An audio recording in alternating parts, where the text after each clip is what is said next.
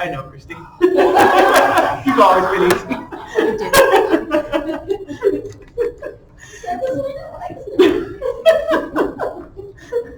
Oh my goodness. Okay, so first of all, Mike, is this volume okay? Yes. Okay. All right. Good deal. Okay. So, y'all, I am just, like I was saying earlier, I'm going to try not to leave a wet spot on this nice floor, but I'm really excited to be here and to get to come back. And it's just, to get out of Dallas for just a day. It's just the biggest thrill ever. And to get to see you on top of that is just more fun than I can stand. It has been way too long. I am so glad you're still here, that you have been alive under the snow this whole time, and that we are thawing out enough to get to do things like this. And I would love to help kick off your year with something that will get you pumped. The presentation that I have for you today is called Editing Like a Boss. And what I have here is actually a kind of a scientific diagram of you, this monster truck right here, crushing your rough draft to the applause of millions. Okay, so that's what that is. That's why we're doing it. I have several ideas that I hope will be helpful to you once you get to the revision stage. My first big question for you before we can even start is, what do you have to have before you can start worrying about editing? You need a completed draft, right? Okay, so for how many of you right now is that true? How many of you already got to the end at least once? Okay, we got something great. Okay, for those of you for whom you are still working on your rough draft, so save this stuff today, cram it all into your cheek pouches, save it for later. We're recording, so you can even do that. But I also have some ideas here that I hope will help you with the, does anybody know that syndrome where you're writing forward and then you get an amazing idea that requires you to go back to chapter 3, and then you write forward, and then you get one that needs to go to, we can help with that. So stay tuned. Yes, I have what we call zesty notions. Okay, so let's do it, team. Let's do it. What I have for you today, I've kind of broken this up into a few different pieces. First, I thought we could talk a little bit about the content and developmental editing stage of your work, right? That's your big picture revisions where it's like, okay, cut out this character completely, start with chapter 8, make it less of a, make it more of a small town romance and less sci-fi erotica, whatever you're doing. So I thought we could start with some ideas that will help with those big picture revisions, then talk more about line and copy editing, right? How to make your words word harder and better, right? We got the right things happening in the right order for the right reasons. Now let's polish the prose. That will also include proofreading, right? Which is just the dotting the I's and crossing the T's, right? The grammar, punctuation, book formatting portions. And then, since Christine so thoughtfully introduced the topic, maybe if we have time, we could talk a little bit about gathering and interpreting feedback, right? How do you find people who can give you good thoughts on what you've written? First of all, thinking about big picture best practices, right? Why is it normally a good idea to go about in that order of 1, 2, 3, to start with the big picture revisions and then get progressively smaller until we are dotting I's and crossing T's? Why is that usually a good workflow? Because you don't want to polish something that's broken from the beginning. Right. Let's not waste time giving a pedicure to the foot we might be amputating. Right? Yes. You don't want to usually waste a lot of time polishing something that might end up on the cutting room floor, just like Mike said. Normally we like to work big to small. It's normally a good idea to let each draft rest between editing passes. Stephen King says put it in the drawer for a month. I know some people who are doing, they're writing and publishing very quickly, so they're like, a month, no. But a couple weeks or something like that. What makes that a good idea? What is the logic behind that advice to put it away? What you wrote so you can see what you wrote. Exactly. That's just a great answer, right? Forget a little bit about what you wrote and what you meant to write, so that when you pull it back out of the drawer, you can see it a little bit more like a real reader is going to see it, with slightly fresher eyes. And of course, there's all kinds of stuff you can be doing while it's fermenting, right? You can be doing you do research for the things that you kind of fudged a little bit. You can be, if you're doing traditional publication, you can start looking up agents. You can be taking a writing class. You can work on a completely different project. You can get out of your basement for a minute, say hello to your friends and family, right, before you crawl back in to start editing. But yeah, so yeah, letting the draft rest is usually a great idea. And then it is also usually a good idea to pack as much into each editing pass as possible. So say, okay, we're going through this, let's go through it. Why would we not want to go through your work 87 times if we can help it? 87 changes, 87 mistakes for me. That's 87 changes or 87 mistakes, yeah? Well, and two, what happens as you read it and reread it and reread it? You get sick of it. Yeah. You can over-edit too. Yeah, you can over-edit. You can get sick of it. Like, think about how a wire, you can bend a wire back and forth, but as you keep bending and bending and bending, the metal gets fatigued. It'll snap, right? And that is your enthusiasm. We can't break that, or else it's going to be really hard to have a good finished product, right? So if we are going through your book, let's get as much done on the trip as we, it's like going into town for groceries. Let's get everything we can while we're there, right? Yeah. So, so let's do it, team. Let's do it. So I have for you to kick off our day. We have 5 hot tips for developmental editing, the big picture stuff. Are you ready?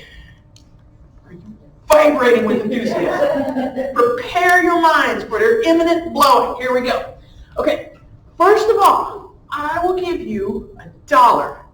An American dollar, if you print out your draft, right, before you get started. Okay, and I see, say again? Not anymore. Not anymore? No. No? Because I've learned how to read it on the screen and read it in detail. Aha, so you've learned the screen reading tricks. Okay, let's talk more about that, yes? I would submit that, first of all, especially if you haven't already published 20 books, right? First of all, printing your draft feels amazing. There's this giant, fresh, warm word baby that just comes out of the printer, and it's all you, and you wrote the whole thing. And you can take it to FedEx Kinko's and get the spiral bounding, like the cheap college textbook, lab manuals, and it's a whole thing that you can hold in your hands right then. It feels awesome, right? And it is also true that, and maybe you guys have noticed this too, right? You notice how your brain will observe words on printed page differently than on scroll, right? Mm-hmm. It's actually, and how many times have we said, okay, so I need to go find that thing in this book, and I don't remember where it was, but I know it was on the top right-hand corner of a page. Right? It's because your brain can actually, it geographically maps information to a place on that printed page, right? And with scrolling, there's nowhere to map to, right? It's just the endless, it just goes and goes and goes. So in our quest to see something differently and more like a fresh reader, well, if you wrote it in scroll mode, it might not be a bad idea to read it in print mode, so you can kind of see it differently and more. You have maybe a little bit better view of what is actually there rather than what you remember writing, right? So so printing out your draft can be quite helpful. And I would submit, picture this with me, team. Imagine yourself with this fresh, printed out whole manuscript. Does not need to be double spaced unless you like to do it. We're not turning this into to Houghton Mifflin in the 1970s. So you don't have to do the double spaced whatever on the dot matrix printer and ship it in a box up to New York. No. You can do it single space, you can do it both sides, whatever you want to do. It's America, we have those freedoms, right? But picture yourself with your printed manuscript, right? In your comfy favorite chair, probably not the one you wrote in. Maybe this is an editing chair. Could be overstuffed arms. Could be whatever. With maybe like those yellow tablets, like a Chief tablet, some kind of or cheap spiral notebook from CVS or whatever, right? Picture yourself reading that manuscript, maybe marking on a page if you notice a typo or something, But making a to-do list on your tablet as you read, we're not trying to fix it right then. We're just making a fixed list of, okay, so in chapter 1, what I notice is it's taking me too long to get this thing started, and the dinner scene goes on way too long, and I want to change that, right? Thing is, if you make a to-do list first, it's like, to me, it's like making a grocery list and a menu before you go to the store, right? It's like, we're not even going to worry about fixing it yet. Let's just figure out what needs fixing. What are we going to make this week? What do we need to buy, right? So that you're not endlessly wandering the aisles for hours and still not getting everything that you need. Yeah. And the thing is, the beautiful thing is, for those of you who are still working on a rough draft, you can start doing this fixed list thing right now if you want, right? You can keep this yellow tablet by your computer, right? And as you notice things that you don't like about whatever you wrote last week, just put it on the list. Put it on the list. You don't have to stop and fix it right then, right? You can leave yourself, you can create a to-do list so you won't forget. That kind of quiets down your inner editor a little bit so that you can keep writing forward. Furthermore, right, let's think more about this, because this is what I noticed really hanging people up, right, with the whole got to go back and fix chapter 3, got to go back and fix chapter 12. Let's say that you get all the way to chapter 15 in your rough draft, and then you're like, oh wait, I thought my hero was a guy. It turns out he's a lady. Whoa, I'm going to have to fix a lot of stuff. No. Draw a line, right? On the manuscript, on the computer, wherever, right? Okay, we're in chapter 15, and he is now she. Let us make a note of that on your fix list and write forward as if that has always been true, right? From chapter 15 onward, this new change is implemented. And on our fix list, we're going to say, okay, note to self, go back and fix chapters 1 through 14 later, right? So you know what you owe yourself, right? And that way, you can implement your great new idea about, about this new change that you want to make that is going to require you to fix chapter 3 and 5 and 8 and 10 and whatever. You can just write forward as if that's always been true and know that you're going to be able to go back later and make those changes, take those changes into account. Y'all, this is the only reason I was ever able to finish my rough draft. It was 300,000 words by the time I got done with it. It was huge, right. Yeah, and she's like, it's me. Yeah, you know. Like, if I had been going back every single time I got a good idea, I'd still be doing it. You know, it can be really helpful, especially for those of us who have a very loud inner editor that says, no, you can't move on until you get this right. Right? To say, no, listen, we're making a list. That's going on the list. We are putting it on the list. It's not going to get forgotten. I'm just going to keep going for right now and finish that list, and then we will go hit it hard. Right? So, before we go forward, does that sound good so far? 79-cent notebook, Walgreens, go get one. Okay.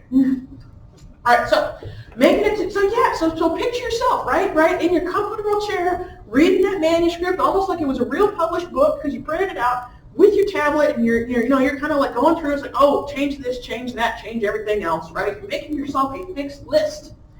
As you are reading, I will recommend you look for accidental repetitions. And I'm not talking about word echoes here. That's copy editing. That's later. Think about the fact that maybe there's like actually 87 different scenes in the same coffee shop and you didn't necessarily mean to. Or the fact that there's 3 different places in the story where there's this giant catastrophic misunderstanding that would have been solved if one character had just said, hey, she's my cousin, not my girlfriend. Things that you reach, especially because in a rough draft, right, we tend to reach for the things that we are, when we're short of an idea, we reach for things we're good at and comfortable with. For some writers I know it's else fight scene. When they don't know what to write, they'll write a fight scene. Or when they don't, like with me, when I didn't know what to write, I would write an argument because I was like, I know how to write those. So I think one of the best things you could do for yourself as you're reading through your work is look for things where you're repeating a theme, a trope, some kind of plot device that you did not mean to repeat, And then we have a couple of choices, right? We can make them deliberate, or we can delete them. There is a wonderful author that I know. Her name is Pam Scholzvig. She has this great book that you might have heard me talk about before. It's about a menopausal vampire, and it's called Forever 51. And this poor woman, Veronica, has been 51 years old for the last 200 years, and she's so sick of it. She's so over it, right? And it turns out that there's a way to become human again, and it involves finding and apologizing to everyone that you've turned into a vampire. So what the story ends up being is kind of a road trip, a road quest comedy sort of thing with her little meth addict friend Jenny. And it's kind of modeled after the 12 steps of Alcoholics Anonymous, right? So it's a road trip book. And what I noticed when I was reading it with Pam is that, like, she's got a lot of scenes that are just taking place in some random motel, which is kind of what you expect, road trip, right? That's where things are going to happen. And I was like, Pam, we got 87 different scenes in some nondescript motel, and it's just not adding up to anything, really. I mean, she needed those conversations, but the setting was just dead weight. So we thought about it, and it's like, well, one option is to delete some of them and have fewer motel scenes.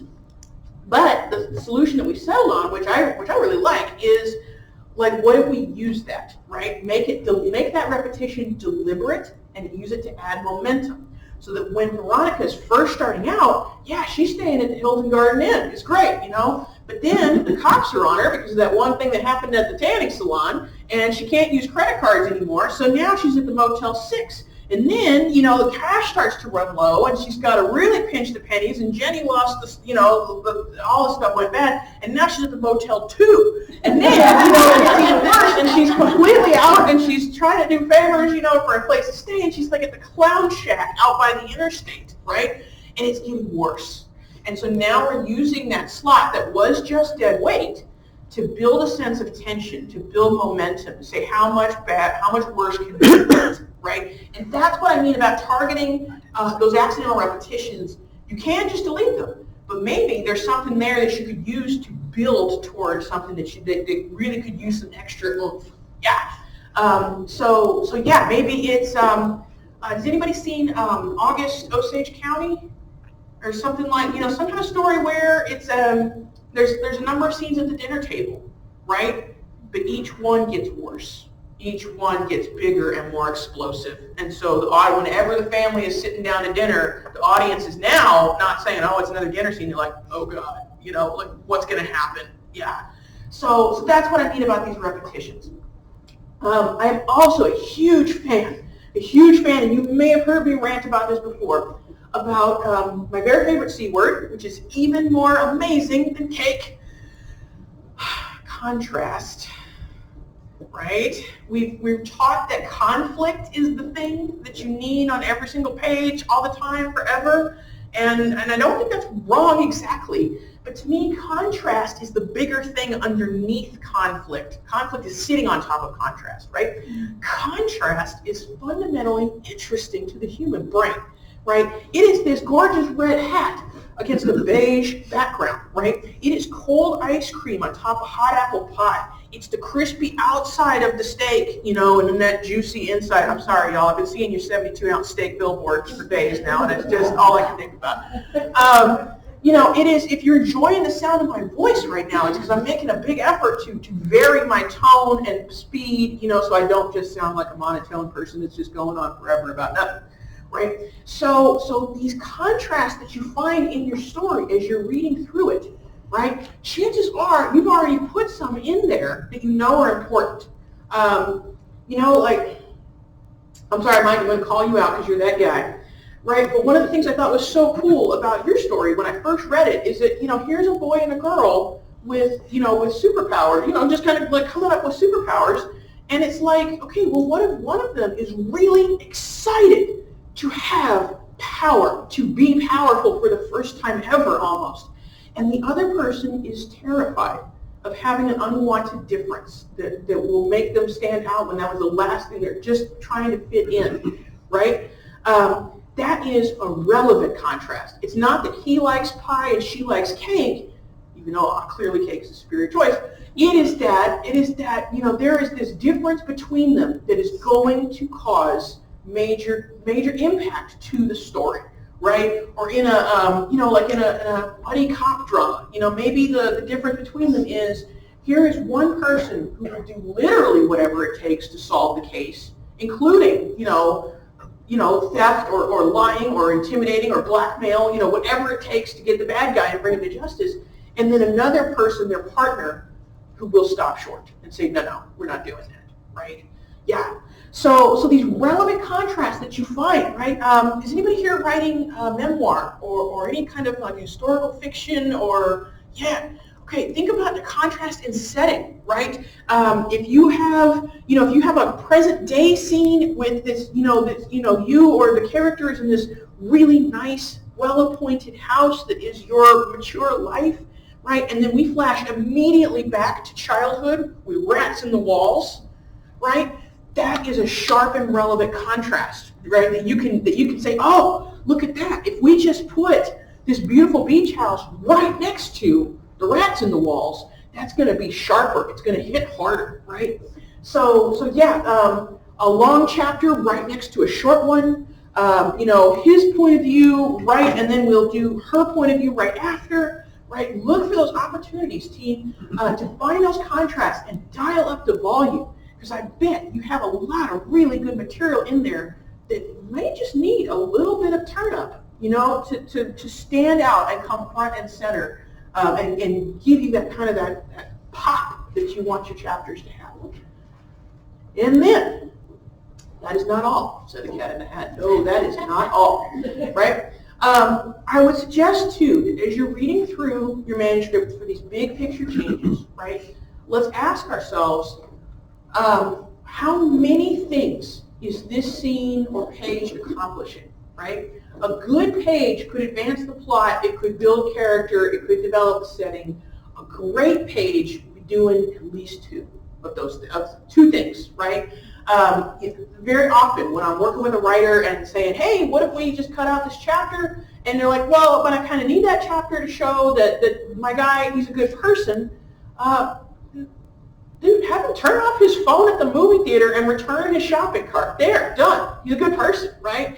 What else can we be getting done at the same time, right? If we've got the scene where, we need to show him being heroic and doing a good thing, what else could we do? Could we introduce the world? Could we showcase the villain somehow? Could we reveal some kind of important backstory or set up a mystery? It's again, if you're asking the reader to go all the way into town with you, how many errands can we get done while we're there? Like how much weight can this page pull? And I would add too that when an editor is telling you, oh, cut this, you don't need it, and you're like, no, I do super need it. One thing you can come back to them with is, well, I'm kind of partial to this piece right here. Would you feel better about it if we also used it to get this other thing done? Like don't make me cut it and delete it and throw it away. But what if I got something else going in there that you would find also more exciting and and that carried more weight for us? Yeah. So before we move on, look, because we're going to talk about copy editing and stuff, but y'all talk about big pictures with me for a second. What thoughts do we need to have in this department? Is there anything you want to talk about related to these points or other things that relate to those big picture developmental editing issues? Character art. Character art. Talk to me about it, Mike. Well, you need to, when you're reading through your manuscript, you need to make sure that your character, you should have a different character at the end than at the beginning. So you should end up with a different person than you did at the beginning. Right. Yeah. Okay, here's my challenge for you, because I can tell you've eaten your Wheaties. For what genre or genres is that not true? Whatever Jack Reacher. Mysteries, maybe thrillers, right? Hercule Poirot, Jack Reacher, John Wayne. Any character John Wayne ever played? There are some genres, right, where your person is substantially going to be the same at the end because we got to get through 20 more books with that person. And if they're completely changing every single time, that's like multiple personality disorder, right? However, if that is not true for you, then yeah, I would say too, yeah, like How much should your character be changing according to what your genre needs? And are we really going that full distance? I think that's an excellent point. And this is the time to look at it, right, is in developmental editing. I was going to say, in theory, finding out, maybe not how many books, but if you have a mystery or thriller character in your series, his or her character arc should go through the series and not just each individual book. That's a really great point, Rick. Yeah, exactly. So maybe the character arc is, for a mystery or thriller series of 20 books, is, okay, this is going to be the arc for the whole series. So is this volume getting them from here to here, which is what I need, right? Maybe that's it. Are you doing enough movement and enough distance for the totality of the work? Yeah. Okay. It was on the first slide. We talked about some of this you can do as you're writing your draft, or as you're finishing this here. And I'm sitting here thinking, I have a lot of scenes that are fun. They're great. They're touchy-feely. Yeah. They do anything. Does that go on the to-do list? Okay, so let me repeat the question, make sure I'm hearing you right, Christine. So you're saying, okay, there's a bunch of scenes that you're finding that you love. They're super fun and great and interesting, but are they doing the work? Right. Okay. I have a thing that I think you might really like. Check this out.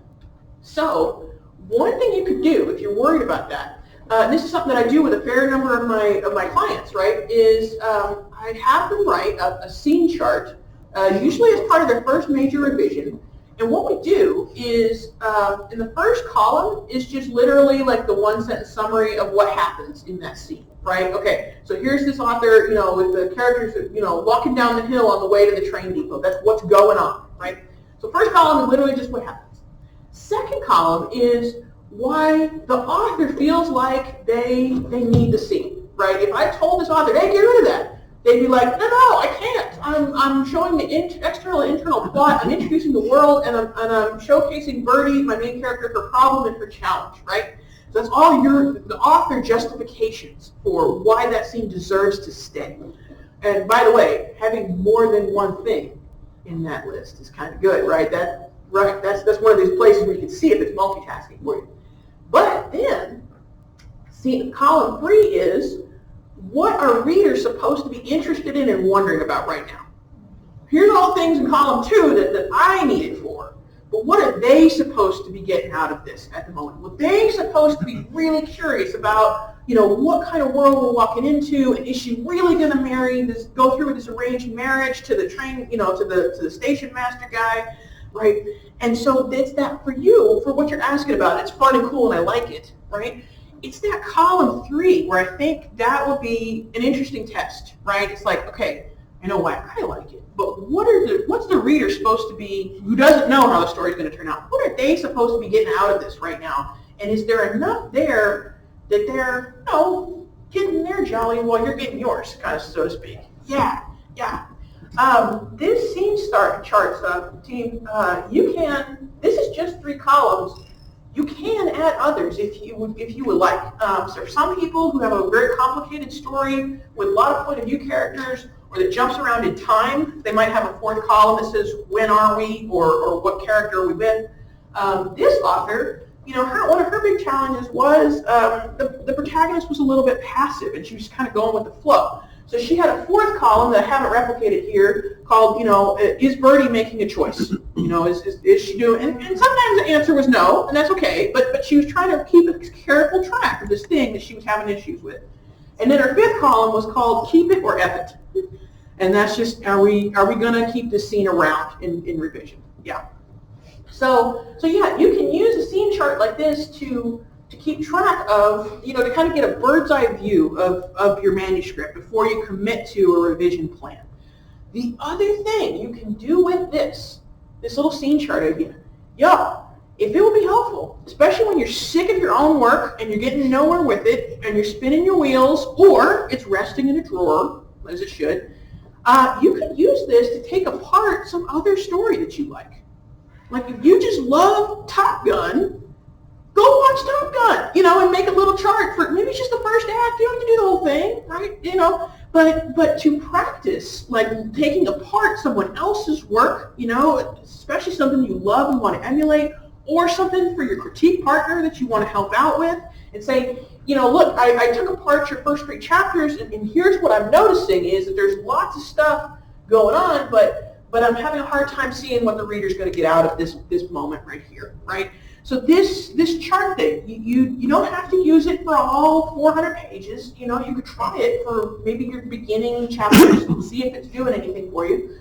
But I do think it can be useful as a way, just as a tool for, getting out of the jungle and up into the helicopter, so you can kind of see the big picture and say, I think I'm actually going right here. I just need to get back down there and take a ride at the big rock, and then I'll be at that buried Mayan temple in no time.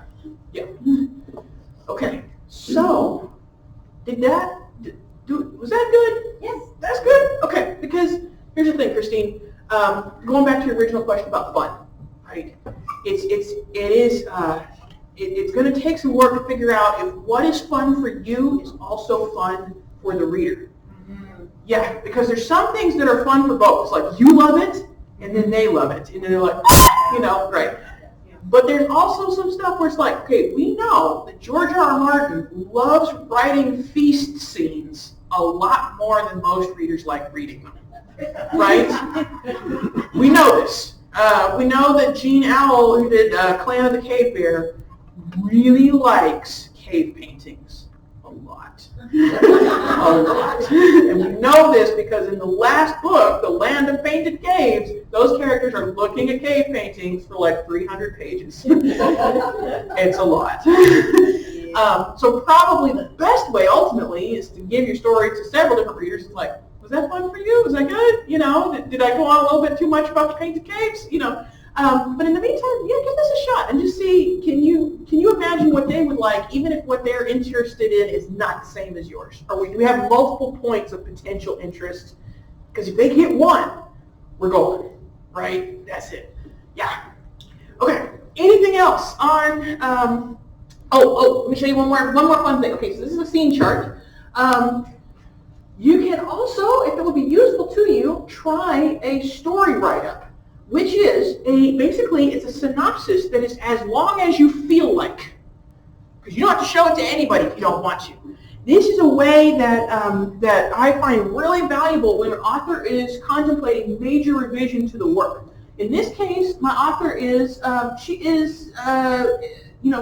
this. She already had a synopsis that was in black. The parts she's thinking about changing are in red. So she's practicing writing out the new version of the story that says, okay, well, what if they got stuck in this, New Orleans, Thunderdome place? What if I took the story in a whole different direction and just kind of practice telling that version of the story in summary first, so that if it's going to come to a dead end, we can find that out. Sorry. You gotta watch out with these stampede strings, y'all. So that if it's going to come to a dead end or cause a problem or something like that, we can find out about that before you've sunk dozens and dozens of hours into revising, and then find out, oh no, I thought this was going to be great, but it just broke my character.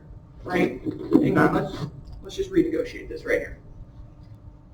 I don't know how cowboys used to do it with these mics. All right, there we go. All right. So that's also a good way you can, just try something out before you commit to it and say, is this fun for me to write this synopsis? Do I like the way that do I like what it's promising me about if I do this for real in my real manuscript? Yeah.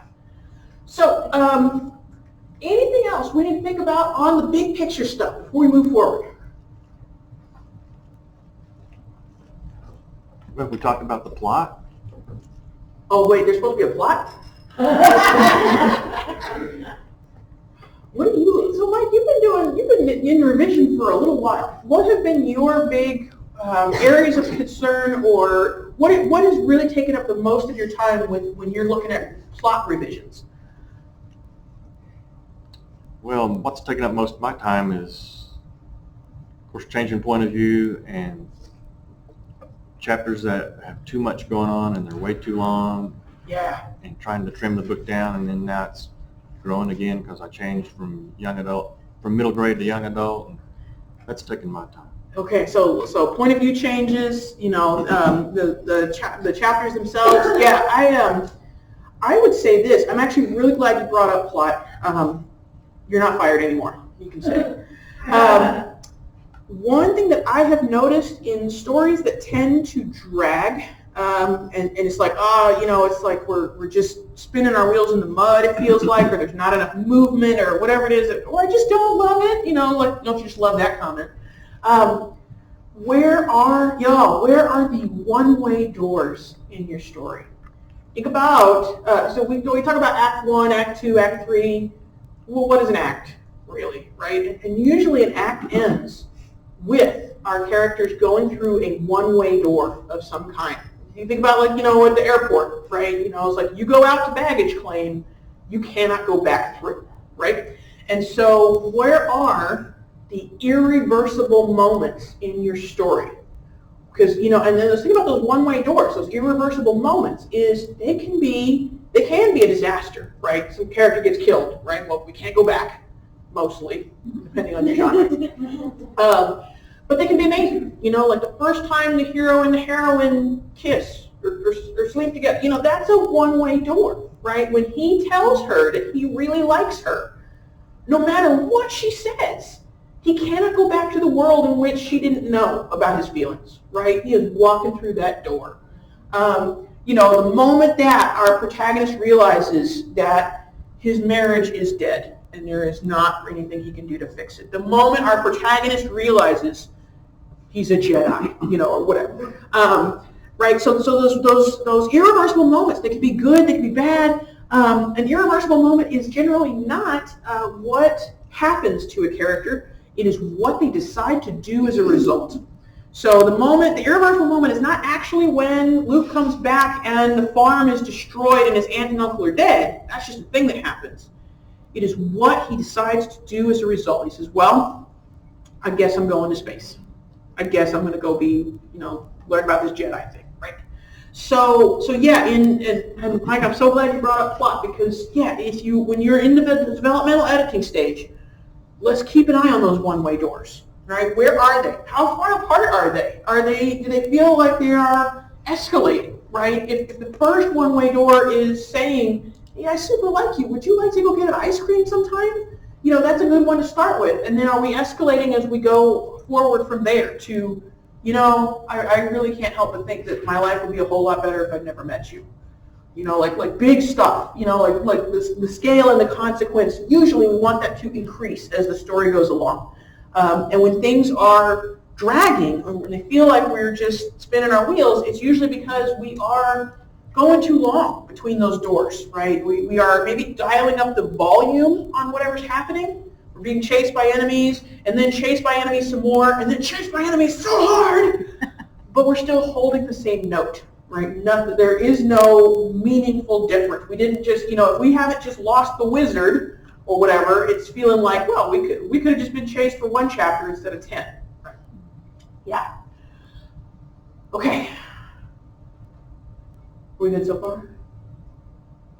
We're gonna make it, Diane. What do you think? Sometimes when I'm writing, I'll have a one-way door, and I step through it. And I think I'm good, and then when I go back to edit, I find out that there's just nothing. I have these holes in my story. So you have a moment, okay, so just to make sure I'm hearing you right, so there's a moment where you're writing a door, your characters are going through the door, you feel like you have meaningfully changed the status quo of the story, but then when you go back to revise and you're reading back through it, it feels like, tell me more about it, it feels like nothing? Yeah, it's like I start the action, and then somehow I just forget to go on with that, and there's just a hole in the story right there. Okay, so you maybe dropped a thread, right? Like Yeah, yes, when you were writing, you were like, oh, and then this is going to be real important later, and then you saw something shiny, and then it didn't turn into anything. Okay. So that's going to be so good. That's a real problem, right? That's like to see people are relating to that, right? Yeah. So this is one of those great things I think to do when you're in your big easy chair with that manuscript and your tablet. You're like, oh, there's a dropped thread here. Do I want to pick it back up and make something out of it, or should I just cut it? Right? If you didn't need that, right? Right. Yeah. If it turns out that you already have a really thrilling, an interesting story from start to finish, we'll just go ahead and snip that thing about Rosemary's Baby or whatever, because we didn't need that, Yeah. One of those we'll pick it up or we'll cut it. What we won't do is leave it hanging for the reader to wonder about. Right. Yeah. Okay. So let's keep going then. So we talked some about those big picture things. We're getting down to the line and copy editing and the proofreading, to the word polishing stage. A couple of things that I think can be helpful. One is, I do believe it is super useful, team, to change format for each of your major editing passes. Right? If you wrote it on a computer, can you edit it on paper? If you wrote it in 12-point Times New Roman, could you edit it in 14-point Comic Sans? And yes, I said Comic Sans, and no, I'm not sorry. Because what would that do for you if you did? Change your perspective on it. It would change your perspective on the story. It's the same story, same word, right? But just changing the font and font size is going to do what? It's going to move the words. Whether you're scrolling or you're printed, right? That word is no longer at the end of a line. It's now down here at the middle of the page. It is deliberately disrupting your mental map of what went where, so that you are better able to see what's actually there and not what you remember being there or what you wanted to be there. Yeah. I have some authors that really swear by, when they are doing this line editing stuff, they have their Kindle read to them the story out loud, because the computer is going to read exactly what's there, including the word echoes and the repetitions. And by the way, if your story is riveting when it's being narrated by Stephen Hawking, you are golden. You are good. I was on the way here. I was listening to a client manuscript, and it's a Kindle computer voice, right? But the character, the situation was our protagonist is, she's a masseuse. She works at a massage parlor, like a legit one. She's a physical therapist kind of person. And this older gentleman comes in for a massage, and she's doing the work on him. And the plot is he doesn't wake up, and so she's gonna have a big grip problem, right? But all I could focus on was how immensely well written that massage was. I was like, she's talking about how she's digging her thumbs into the shoulder blades and working like this. And even though it was just the computer voice, I was just so, oh my God, I'm going to have to pull over. This is amazing.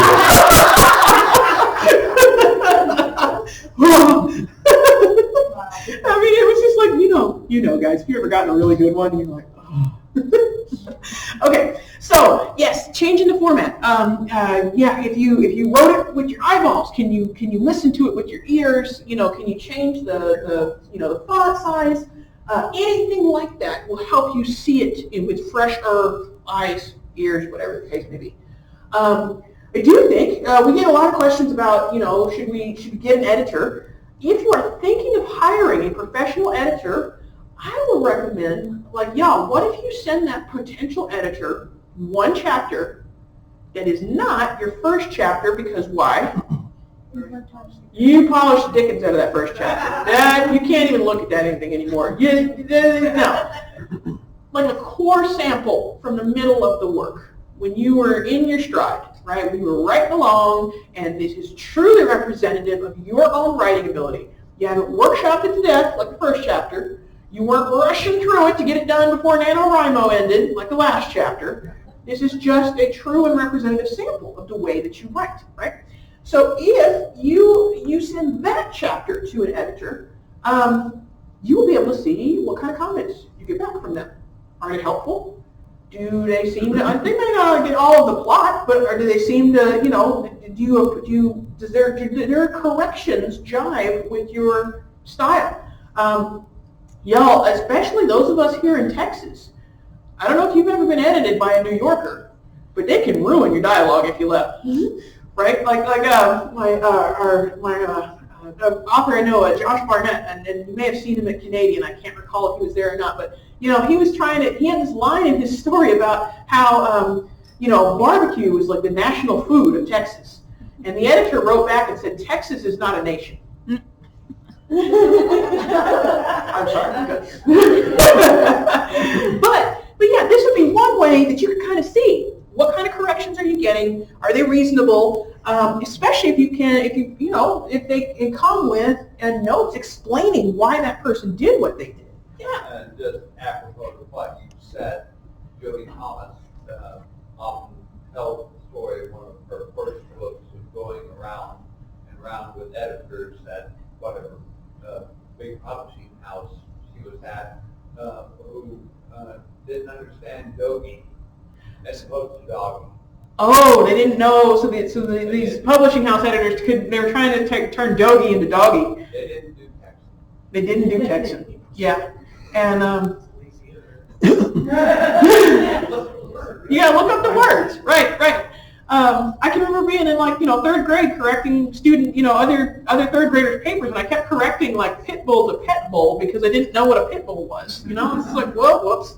But yeah, so the other thing that I think can be really advantageous about getting a professional edit is if you get one from somebody who's explaining why they do what they do, you can start teaching yourself to fix those things your own self.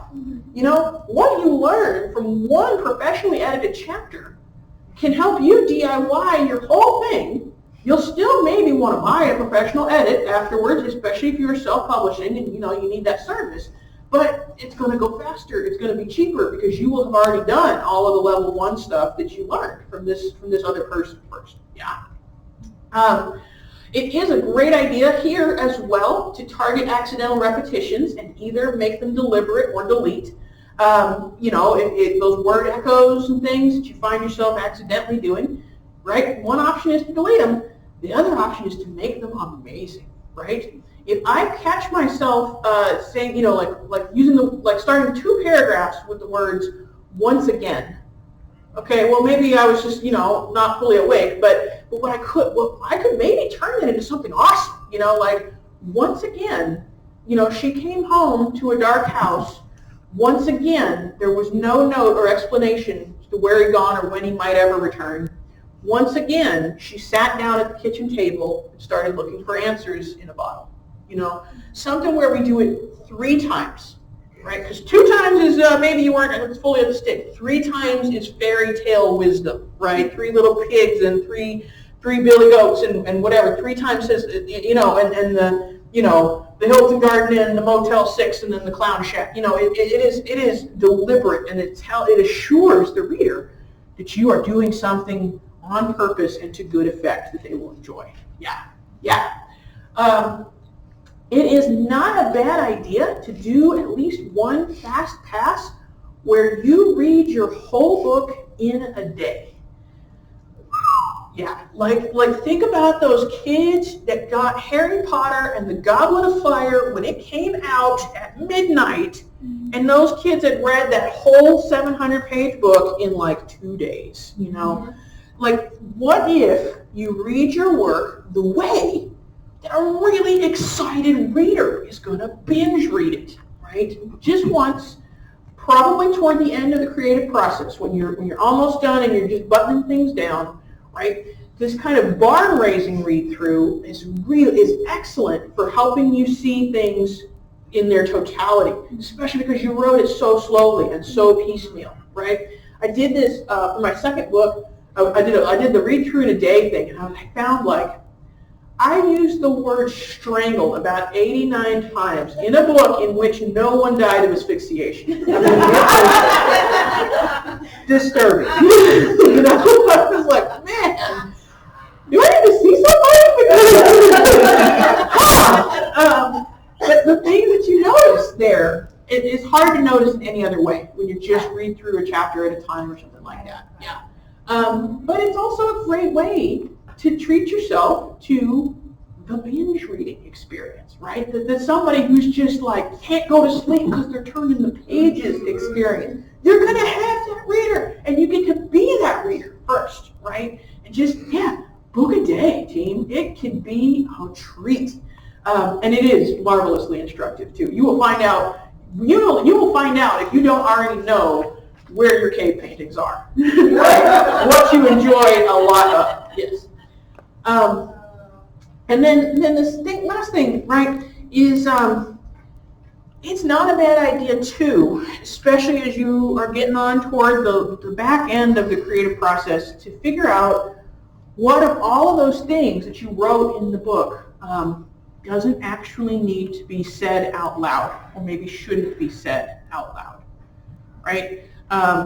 You remember the Ernest Hemingway short story, right? For sale, baby shoes, never worn, right? And that hits us harder because there's something big that's not said explicitly. Or in a less depressing example, right? Picture a cherry red Maserati blowing down the freeway with a vanity plate on the back that says, "Was his." Right? It's funnier and it hits harder because we didn't say it right directly. So it's often easier to see that, and again, as we get toward the end of the process, say, what would be bigger and more impactful if I left the reader to connect the dots, right? Which of all of these things should I not come right out and say, should I leave them to fill in? Yeah. What is your natural concern about doing that? What do you immediately worry about? They're going to miss it. What if they miss it? What if they miss it? What if they're 3 beers in when they read your book and they miss it, right? Right. Okay, so here's the thing. That's a good and natural concern, right? The critique groups are going to help with that because we're going to be able to try it out on some people and see, do they get it, right? Do the right kind of readers get it, right? The other thing that I would suggest, okay, so you know how you have that brain cell that says show, don't tell? I hate that thing, but you got it. So, okay, here we go. To the immediate left of that brain cell, clear out the next one over, and put suggest and then confirm. So, what if we suggest this big, dire thing at the end of chapter 17, but then we do come right out and say it in chapter 18 or 19, right? What if we give the really sharp and clever readers a chance to figure it out first? It's like, okay, wait, like it was a locked room and no one was there. There's no way he could have disappeared from that room. There was no way in or out. Oh my God, he's still in there. Oh my God, like call a coroner, right?